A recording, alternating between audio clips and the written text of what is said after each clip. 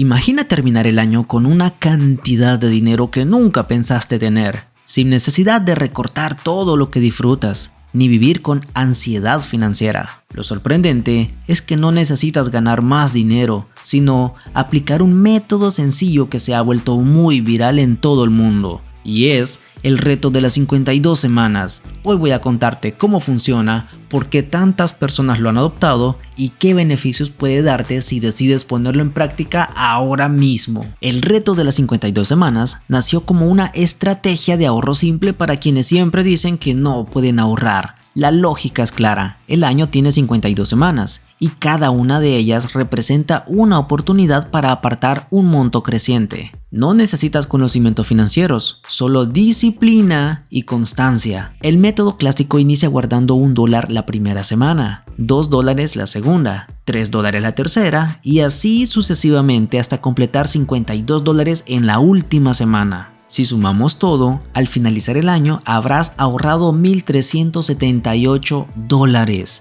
Lo atractivo es que al comienzo el esfuerzo es mínimo y cuando llegas a la recta final ya has creado un hábito sólido. Piénsalo así, es como empezar a correr trotando solo una cuadra y al terminar el año eres capaz de completar una maratón. Aunque la fórmula original es popular, muchas personas lo ajustan a su realidad. Algunas inician con 10 en lugar de 1, logrando más de 13,000 al final. Otras prefieren hacerlo al revés. Empiezan con la semana 52 y van bajando y bajando, lo que alivia la carga económica en diciembre, un mes donde siempre hay más gastos. Además, existe la versión fija, escoger un monto cómodo, por ejemplo $5 y guardarlos cada semana. Al cabo del año son $260, perfectos para un mini fondo de emergencia o un capricho planeado. El mayor valor del reto no es la cantidad acumulada, sino lo que le provoca a tu cerebro, ya que esto te provoca la necesidad de completar lo que ya has comenzado.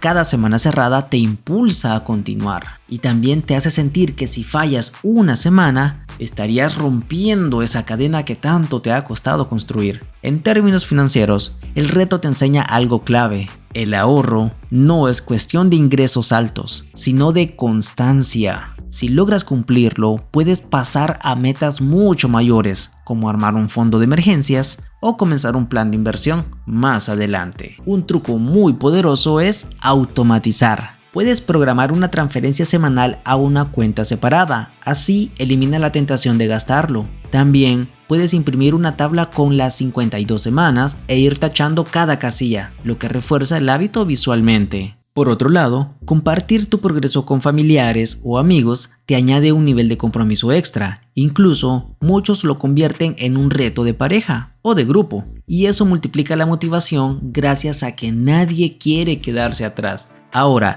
si te está gustando esta idea, aprovecha y suscríbete al canal. Aquí encontrarás no solo retos de ahorro, sino también estrategias financieras inteligentes que pueden transformar tu relación con el dinero. Ahora pasemos a la parte triste. Lo que nadie te dice. El reto no es mágico. Si tu presupuesto está en números rojos, puede ser un desafío cumplirlo sin ajustes. Por eso, antes de iniciarlo, revisa tus gastos básicos. Asegúrate de no depender de ese dinero para sobrevivir. El objetivo es que el reto sume, no que se convierta en una carga. Por otro lado, recuerda que ese dinero necesita un propósito claro. No se trata solo de juntar billetes, sino de definir para qué lo usarás. ¿Lo usarás para un viaje? ¿Lo usarás para pagar deudas pequeñas? ¿O tal vez para un fondo de emergencias? ¿O incluso comprarte algo que has ido postergando? Cuando el ahorro tiene un destino, la motivación se multiplica. Así que ya lo sabes, el reto de las 52 semanas es una estrategia sencilla pero poderosa para empezar a ahorrar dinero sin sentir que te estás sacrificando. Este reto te ayuda a construir disciplina, activar tu motivación semana a semana y cerrar el año con una recompensa jugosa. Lo más valioso no es el monto final,